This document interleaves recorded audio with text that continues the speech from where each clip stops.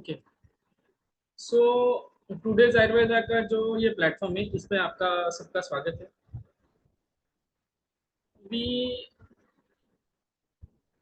Have completed first lecture of Sanskrit yesterday. आज हम लोग क्रिया शरीर के बारे में और क्रिया शरीर का पेपर कैसे सॉल्व करना है, उसका अध्ययन कैसे करना है। मतलब अगर पेपर सॉल्व करना है तो अध्ययन तो करना ही होता है।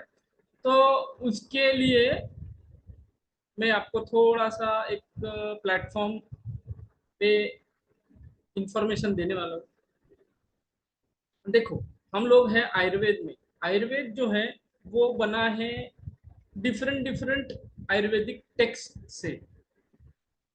चरकाचार्य हो गए, सुश्रुताचार्य हो गए, वाग्भटाचार्य हो गए, ये हो गए बृहत्रयी। लघुत्रयी में माधव निदान आ गए। उसके बाद डिफरेंट आचार्यों ने यहाँ पे हमें कुछ ज्ञान आयुर्वेद के बारे में, आयु के बारे में बताया है। तो इसमें सबसे इम्पोर्टेंट जो ज्ञान है वो आता है अध्ययन के बारे में, और वो दिया है चरक संहिता में। कहा दिया है? आप अगर मेरा कर्सर देख रहे हो तो चरक संहिता के विमान स्थान में ये आपको पढ़ने को मिलेगा। ठीक है। चरक संहिता के विमान स्थान के 8वें अध्याय में 7वां जो ये श्लोक आपके सामने है, वो आपको आयुर्वेद की जो अध्ययन विधि है उसमें आपको देखने को, पढ़ने को, समझने को मिलेगी। नेक्स्ट। तो ये मैं अभी पढ़ के आपका टाइम वेस्ट नहीं करूंगा, इसका मैं मतलब आपको बता देता हूँ। ये स्लाइड में शेयर करूंगा, ये पीपीटी में शेयर करूंगा, तो उसके साथ ये पढ़ लेना। ठीक है। नेक्स्ट। अध्ययन का इच्छुक छात्र स्वस्थ चित्त। स्वस्थ चित्त मतलब आपके दिमाग में दूसरी कोई चीजें नहीं चाहिए। आप पढ़ाई कर रहे हो तो आपका मोबाइल नहीं चाहिए। आप पढ़ाई कर रहे हो तो आपको बाकी के जो टेंशन है वो निकालना है। सभी कार्यों से विरत होकर प्रातःकाल अथवा उपन्युष, कुछ रात शेष रहते हैं उसको उपन्युष ऐसा बोलते हैं, में ही उठकर आवश्यक क्रिया मल मूत्र त्याग दातुन कुला करने के बाद जल स्पर्श करके, मतलब हाथ मुंह धोके, क्योंकि आप सुबह ये करते हो, देवता, ऋषि, गाय, ब्राह्मण, गुरु, वृद्ध, सिद्ध आचार्यों को नमस्कार करते।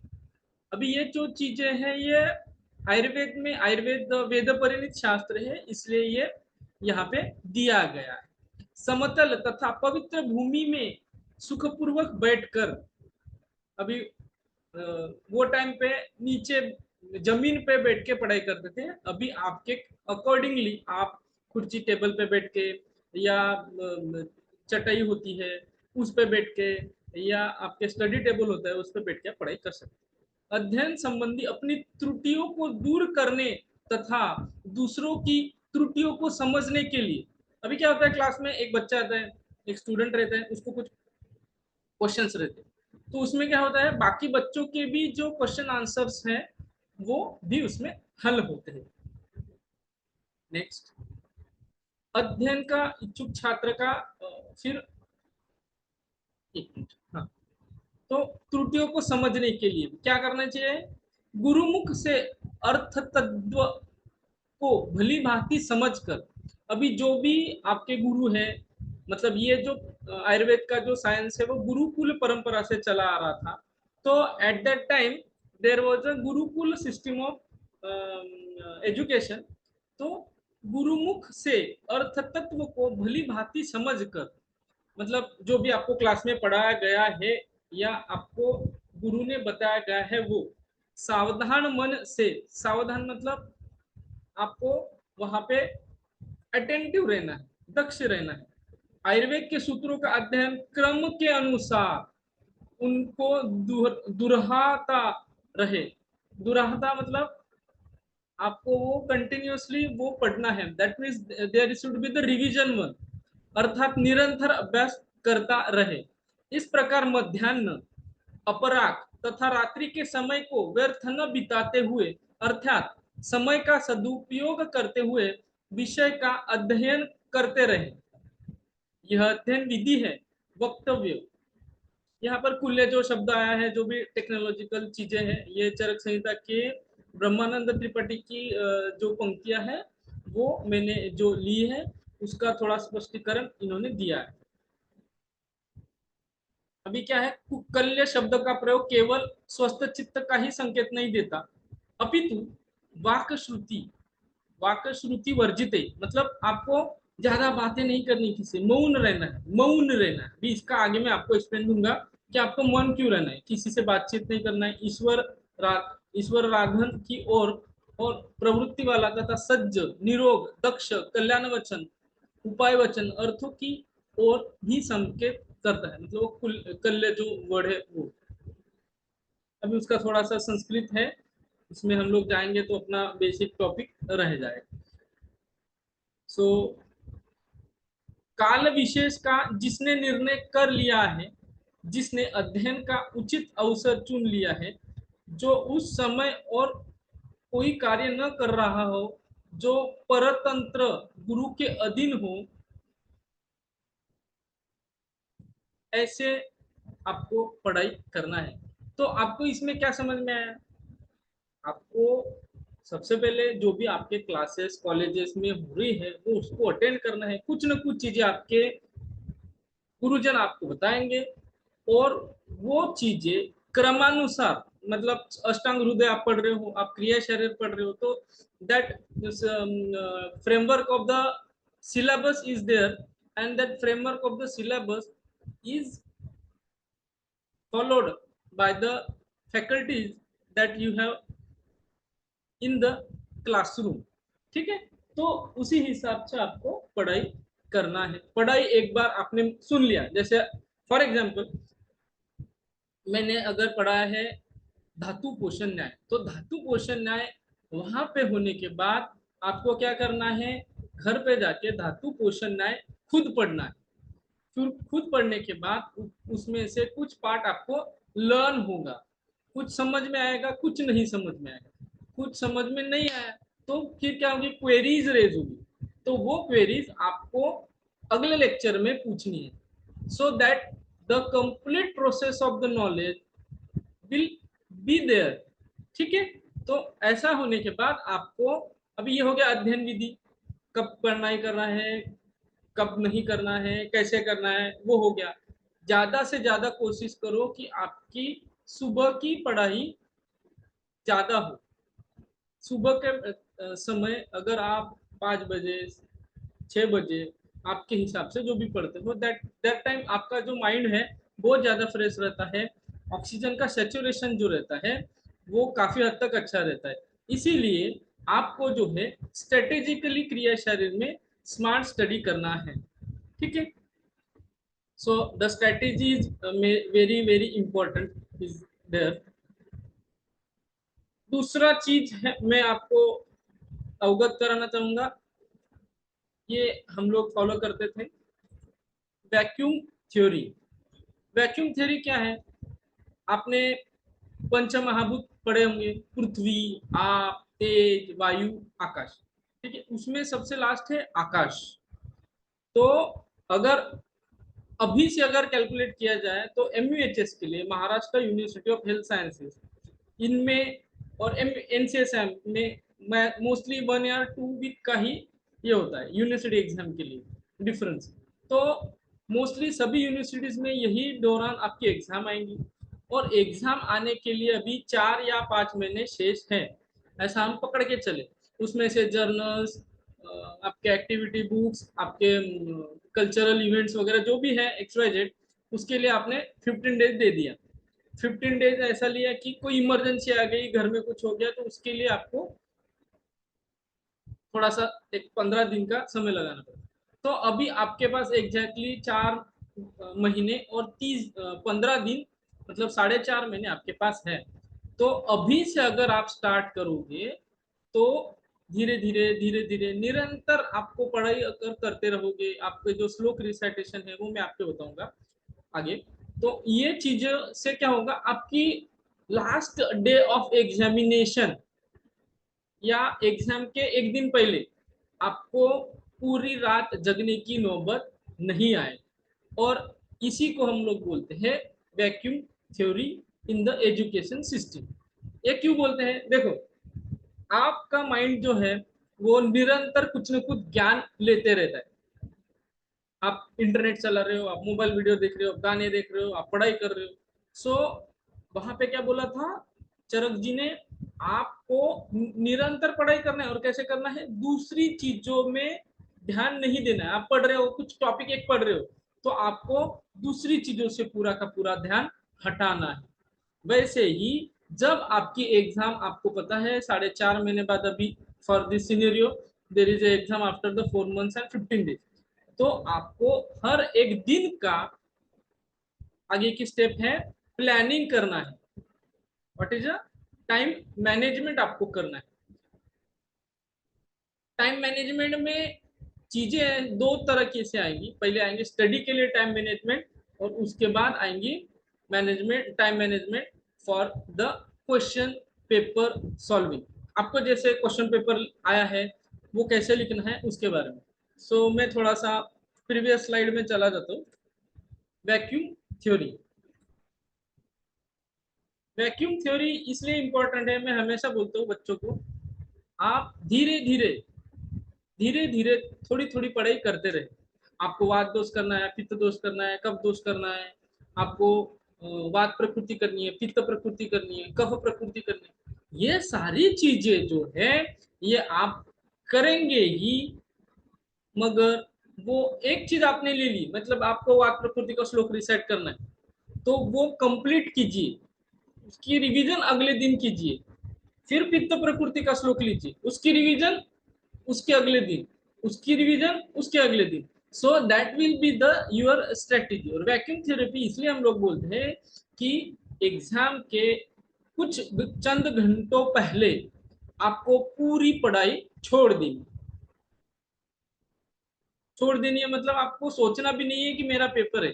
खाली एक टाइम रिमाइंडर लगा देना है, या मम्मी पापा को या आपके फ्रेंड्स को, अगर आप हॉस्टल में रहते हो तो बता देना है कि भाई एग्जाम कितने बजे है, मैं जाके लिख के आ जाऊँ। देखो, अगर आप पूरा साल भर पढ़ते हो, या बीएमएस तो वैसे 1.5 साल का है, सॉरी 1.5 साल का है, तो उसमें एडमिशन डिले वगैरह मतलब 2 महीने चले गए, तो ऑन एवरेजली आपके पास 7 से 8 महीने रहते हैं। क्योंकि हमने थोड़ा सा डिले चालू किया है कोर्स, तो मैं कोशिश करूंगा कि 4 मंथ्स एंड 15 डेज में कंप्लीट हो जाए।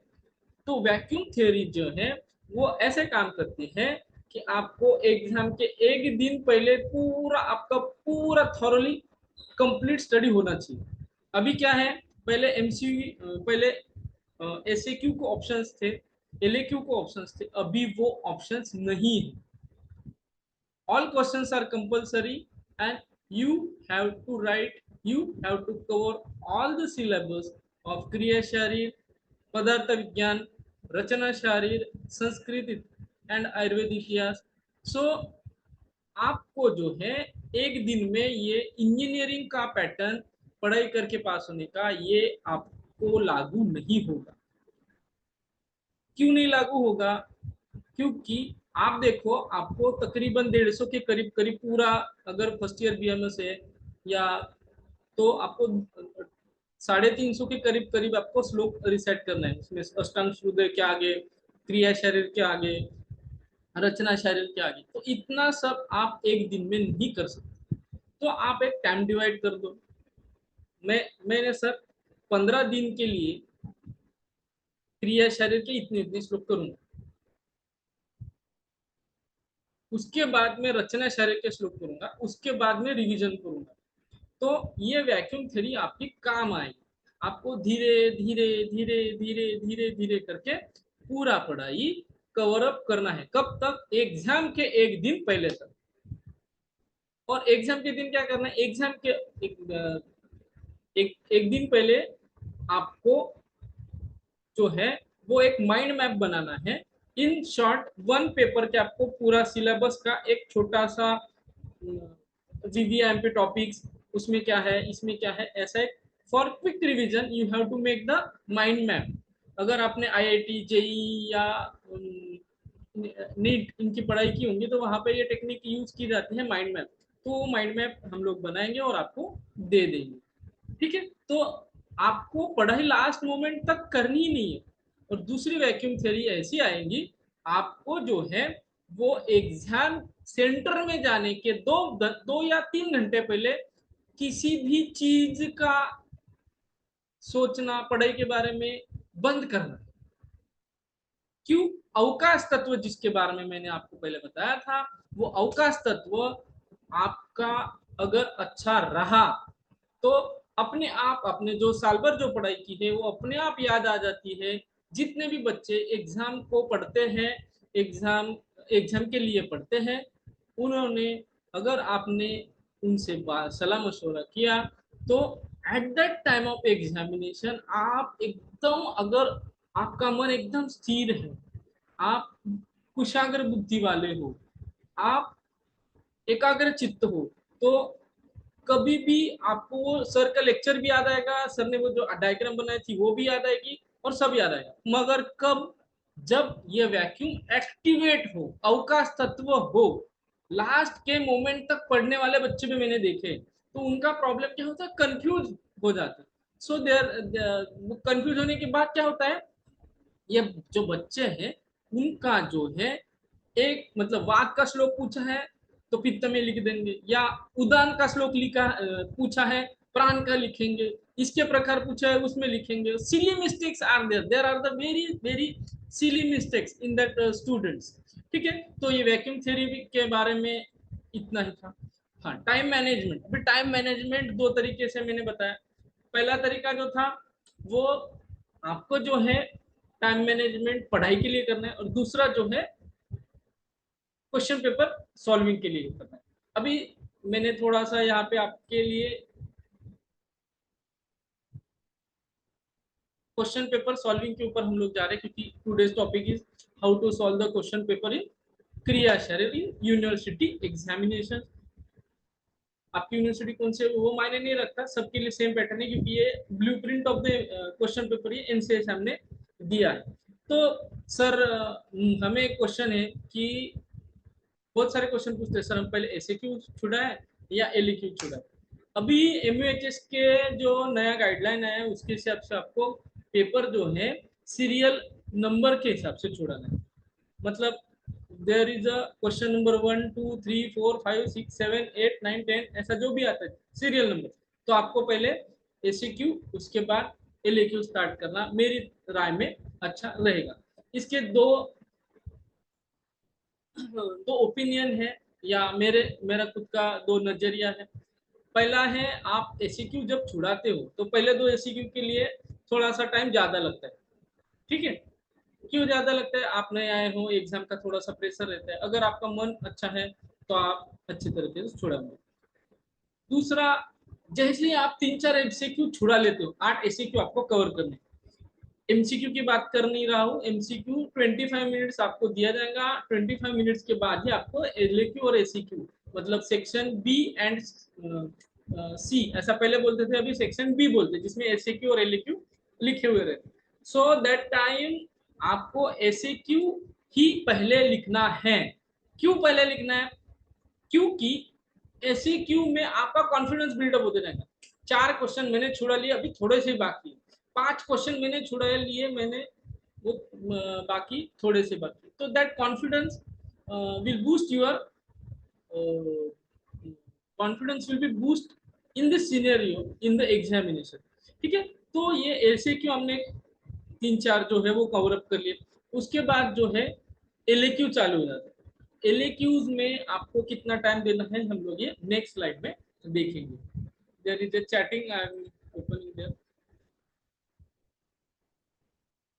No, old chatting there.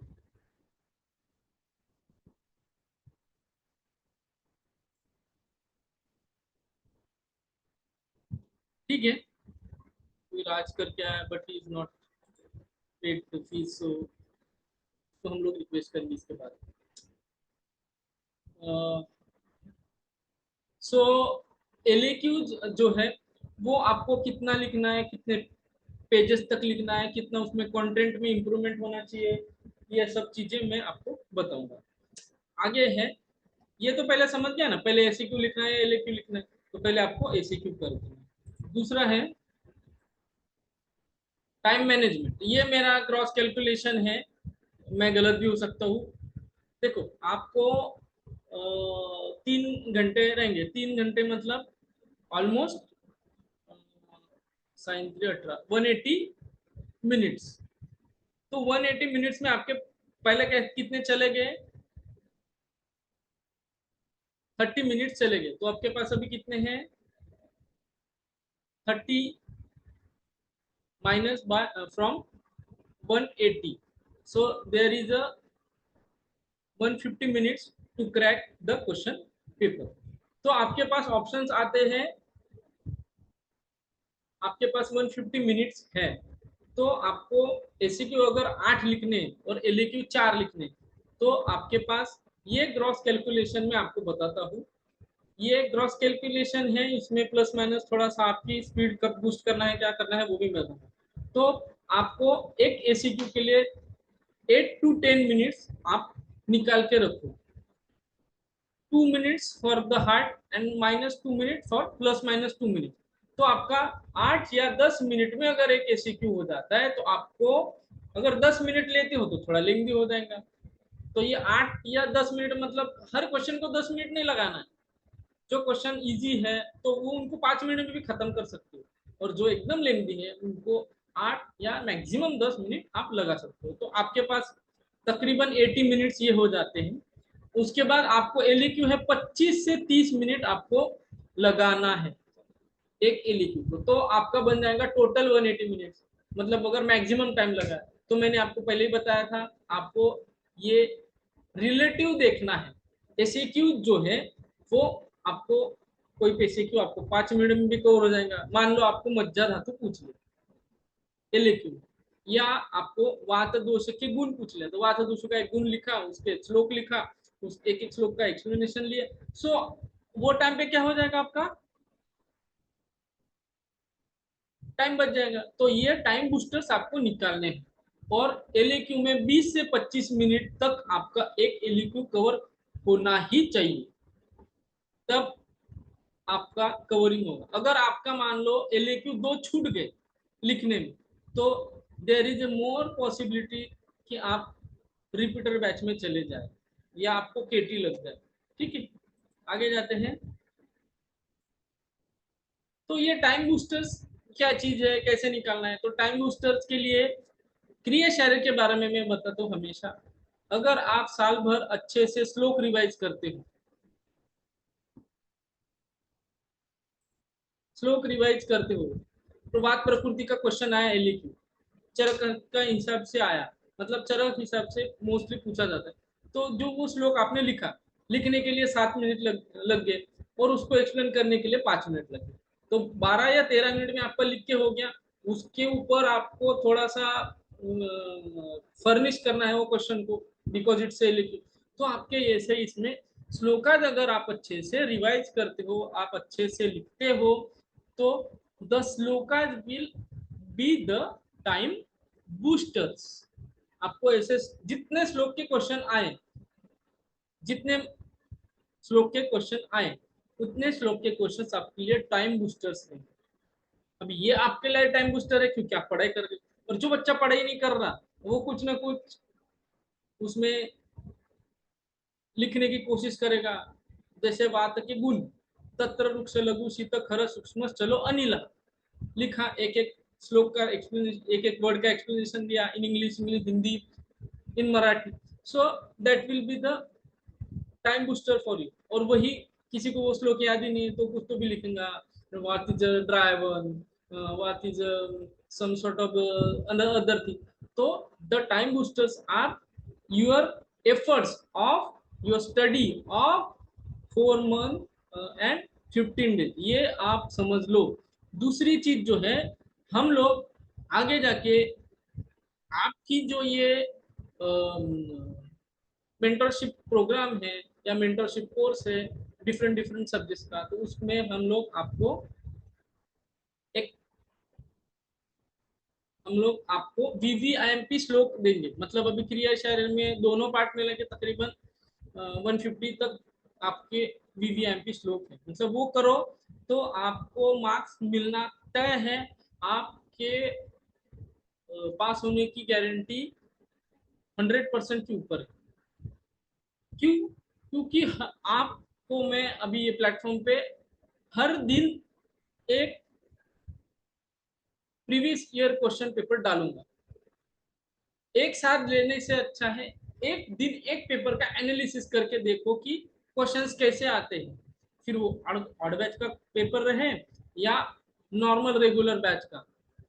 तो मतलब एक समर और एक विंटर, तो winter is a regular batch and summer is a odd batch. पहले ऐसा था, अभी थोड़ा सा चेंज हो गया क्योंकि पहले बीच में 1 साल का कोर्स था, उसके पहले 1.5 साल का था। So there are the changes in the NCSM new syllabus. तो ये जो श्लोक है मेरे कॉलेज में मैंने दिया है, शायद कृष्ण के पास वो PDF होंगी, फिर भी मैं प्लेटफॉर्म पे उसको थोड़ा सा फर्निश करके अच्छे से आपको दे दूंगा। ठीक है। तो ये आज के लिए ये लेक्चर में आपको इतना ही था मेरे पास। आगे के लेक्चर्स में हम लोग डिफरेंट डिफरेंट टॉपिक्स पे जाएंगे। पहले शारीर, शरीर क्या होता है, शारीर क्या होता है, क्रिया का मतलब क्या है, what is the definition of that, what is the definition of different different principles of Ayurveda.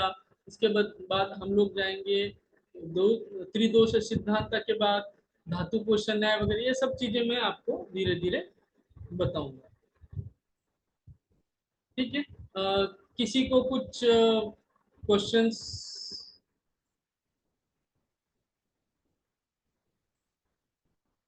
Does anyone have any questions?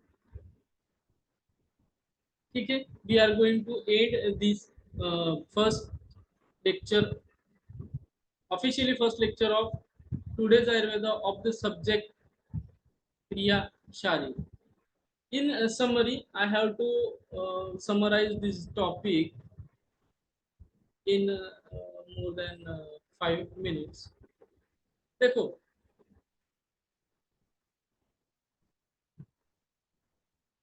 पहले तो हमने क्या देखा? पहले हमने देखा कि पढ़ाई कैसे की जाती, दैट्स कॉल्ड एज अध्ययन विधि। कहाँ बताई गई है? तो चरक संहिता के 8वें अध्याय में। कौन से स्थान में? विमान स्थान में। विमान स्थान में ये बताया गया है। तो वो जो विमान स्थान के 8वें अध्याय में, एक मिनट श्लोक आने दो तो और अच्छा रहेगा। अध्ययन विधि का जो है उसमें उल्लेख है चरक संहिता के विमान स्थान के 8वें अध्याय में 7वां जो श्लोक है, उसमें हमने आज क्या देखा?